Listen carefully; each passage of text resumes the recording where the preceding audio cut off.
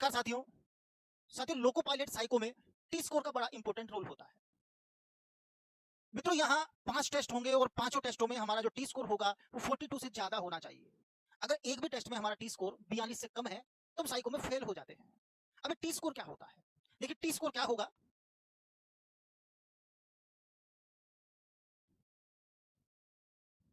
ये हमारा एक फॉर्मूला है टी स्कोर का। इससे हम टी स्कोर कैलकुलेट करते हैं। यहाँ जो एक्स है वो हमारे प्राप्तांक हैं। मीन का मतलब होता है साथियों औसत। हम हमने जिस पारी में एग्जाम दिया है उस पारी में कितने लड़के बैठे हैं, सबके अलग अलग जो नंबर हैं उनका टोटल करके और टोटल बैठे हुए लड़कों की संख्या का भाग दिया जाता है। औसत बोलते हैं इसे। राशियों का योग बटे राशियों की संख्या, मीन। एसडी का मतलब होता है साथियों स्टैंडर्ड डेरिवेशन। हम इसे कैसे निकालते हैं? ये होता है रूट वेरिएंस का स्क्वायर। ठीक है, ये अलग चीज होगी। हमें मेन बात क्या समझनी है? मेन बात क्या समझनी है कि हमारा जो प्राप्तांक है वो औसत से ज्यादा होने चाहिए। ये जो मीन है दोस्तों, इस मीन से हमारे प्राप्तांक ज्यादा होने चाहिए। हमारे प्राप्तांक मान लीजिए किसी टेस्ट में हमने 20 प्रश्न करे और उसका औसत 17 है, तो 20 में से जब 17 को मैं लेस करूंगा, जब 20 में से मैं 17 को घटाऊंगा तो पॉजिटिव नंबर आएगा, पॉजिटिव संख्या बचेगी।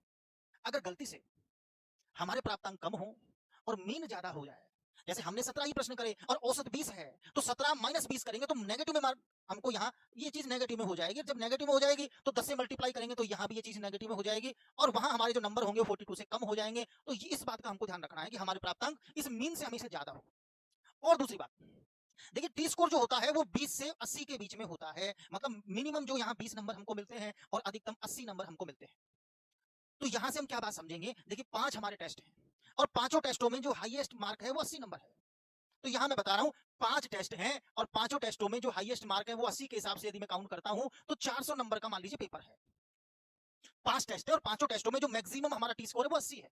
तो टोटल जो टी स्कोर हो जाएगा पांचों टेस्टों को मिला के वो दोस्तों 400 का हो जाएगा। अब हमने अलग अलग नंबर हमको मिले, अलग अलग हमने देखिए अलग अलग टेस्ट होते हैं, उनमें प्रश्नों की संख्या भी अलग अलग होगी। अब हम मान लीजिए इन पांचों ही टेस्टों में हमने जो काम किया है, हमने 300 प्रश्नों का 300 हम नंबर लेके आए हैं। तो हमें फिर क्या होगा, किस तरह से आगे हमारा ये कैलकुलेट होगा? देखिए, दूसरी बात क्या है,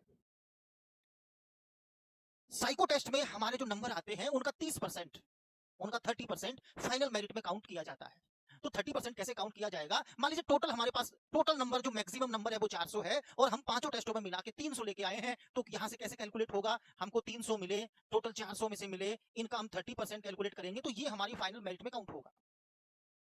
तो दोस्तों, टी स्कोर बड़ा इंपॉर्टेंट है। मेन बात यही है इसमें कि हमारे जो मार्क हैं वो औसत से ज्यादा हो। अब ये चीज हम कैलकुलेट नहीं कर सकते कि औसत क्या होगा, तो ये हमको प्रैक्टिस करनी है, अधिकतम प्रश्न करने हैं, सही प्रश्न करने हैं। ओके मित्रों,